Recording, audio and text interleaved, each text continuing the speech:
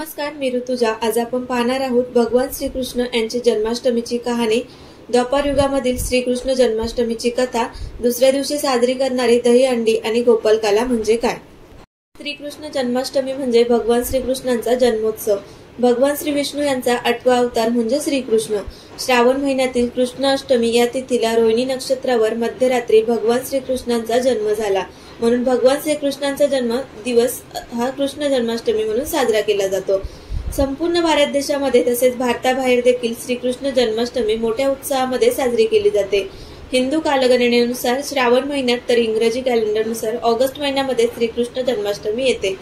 दरवर्षी जन्माष्टमीच्या दिवशी भाविक भक्त रात्री जागरण करतात, भजन करतात, गवळणी म्हणून जन्मोत्सव साजरा करतात।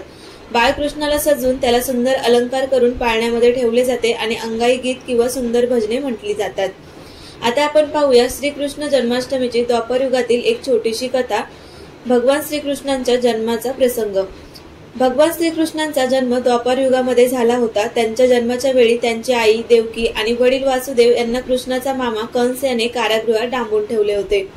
वासुदेव आणि देवकी यांना 7 अपत्ये झाली। त्या सर्वांना कंसाने मारून टाकले आणि 8वे श्रीकृष्ण यांचा जन्म झाला। त्यांचा जन्म असुरांचा विनाश करण्यासाठी आणि समस्त मनुष्य जातीला योग्य मार्ग दाखवण्यासाठी या भूतलावर झाला होता। श्रीकृष्णाची आई देवकी ही कंस यांची बहीण होती। देवकी आणि वासुदेव यांच्या लग्नाच्या वेळी जेव्हा वरातीमध्ये एक आकाशवाणी झाली, कंस राजाचा वध वासुदेव आणि देवकीचा 8वा पुत्र करेल, हे ऐकताच कंसाला क्रोध आला आणि त्याने वासुदेव आणि बहीण देवकी या दोघांनाही बंदीगृहामध्ये ठेवले आणि त्यांना झालेल्या प्रत्येक मुलाला त्याने मारून टाकले। त्यानंतर श्रावण महिन्यातील वद्य अष्टमीला रात्री भगवान श्रीकृष्णांचा जन्म झाला। जन्मताच मोठे होऊन ते म्हणाले, मला गोकुळात नंदाकडे घेऊन चला। भगवान श्रीकृष्णाने मायेने सर्व रक्षकांना झोपवले आणि कारागृहाचे दरवाजे उघडले। त्या रात्री वासुदेव श्रीकृष्णाला एका टोपलीमध्ये ठेवून गोकुळाकडे निघाला। श्रीकृष्णाला घेऊन जाताना यमुना नदीला महापूर आला आणि पाऊसही अतिशय जोरात चालू होता, परंतु वासुदेव न घाबरता यमुना नदीतून श्रीकृष्णाला घेऊन निघाले। भगवान श्रीकृष्णाचे पाय यमुनेच्या पाण्याला लागताच यमुनेचा पूर ओसरला आणि श्रीकृष्णाला पाऊस लागू नये म्हणून एक भला मोठा नाग त्यांच्यावर फणा करून उभा राहिला।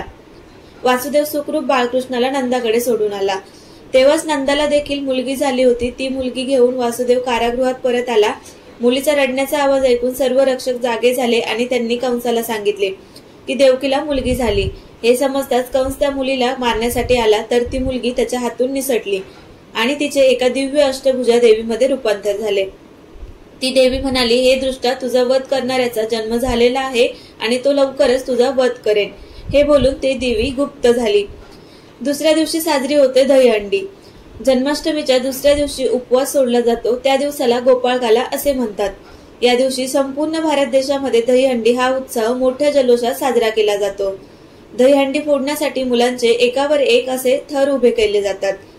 दहीहंडी फोडण्यामागील कारण असे की भगवान श्रीकृष्णांना लोणी फार आवडत असे।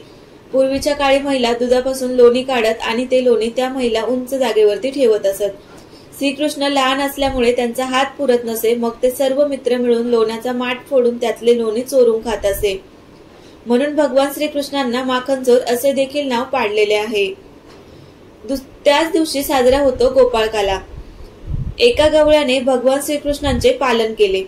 श्रीकृष्ण नेहमी गायी चारण्यासाठी मित्रांसोबत जंगलात जात असे। तेथे सर्व मित्रांनी आणलेले जेवण ते एकत्र करायचे, त्याचा काला करायचे आणि सर्वांना खायला द्यायचे, म्हणून जन्माष्टमीच्या दुसऱ्या दिवशी गोपाळकाला साजरा केला जातो आणि तो महाप्रसाद म्हणून सर्वांना वाटला जातो।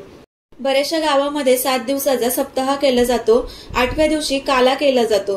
काल्याच्या दिवशी भगवान श्रीकृष्णांचे कीर्तन केले जाते आणि कीर्तनाच्या शेवटी दुपारच्या 12 वाजता श्रीकृष्णांचा जन्म होतो असे म्हणून एका माठामध्ये दही आणि लाह्यांचा प्रसाद बनवलेला असतो। तो फोडून सर्व भाविकांना तो प्रसाद वाटला जातो। अशा प्रकारे गोपाळकाला सप्ताहाच्या 7व्या दिवशी केला जातो। द्वापर युगामध्ये भगवान श्रीकृष्णांनी दृष्टितांचा नाश करण्यासाठी बऱ्याचशा बाललीला केलेल्या आहेत आणि बऱ्याचशा बाललीला आपल्याला माहित देखील आहेत। अशा प्रकारे भगवान श्रीकृष्ण जन्माष्टमीची कहाणी, दहीहंडीचे महत्व आणि गोपाळकाला म्हणजे काय याची संपूर्ण माहिती या व्हिडिओमध्ये सांगितलेली आहे। व्हिडिओ शेवटपर्यंत ऐकल्याबद्दल तुमच्या सर्वांचे मनापासून धन्यवाद। भेटूया अशाच एका नवीन व्हिडिओमध्ये।